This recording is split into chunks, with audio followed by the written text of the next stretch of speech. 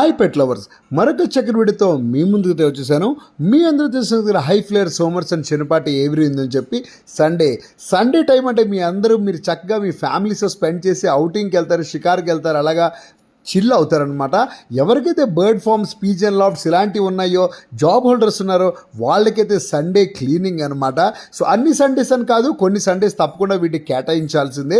ఎందుకంటే అవి కూడా మన ఫ్యామిలీలో పాటు మన ఇంటిని ఎలా పరిశుభ్రంగా ఉంచుకుంటామో వాటి లాఫ్ట్లు కూడా మనం అంతే నీట్గా ఉంచుకున్నట్లయితే ఎటువంటి డిసీజెస్ అయితే రావు.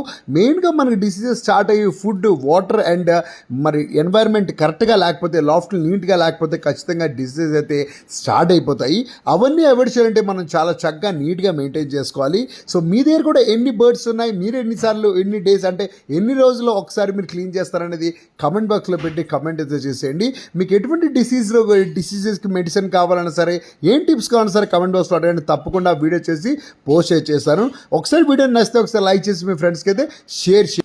సో ఫైనల్గా లాఫ్ట్ అయితే క్లీన్ చేస్తాము. మొత్తం ఎవ్రీ క్లీన్ అయిపోయింది. దగ్గరగా 2 గంటల టైం అయితే పట్టింది మనకి.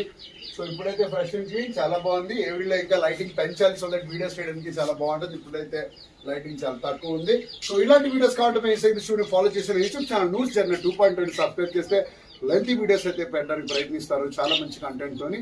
సో మరొక చక్కటితో ముందుకు వచ్చేసిన అప్పటిదాకా మీ అందరితో సైనింగ్ అప్ చూసుకుంటూ thank you so much watching this beautiful lovely video.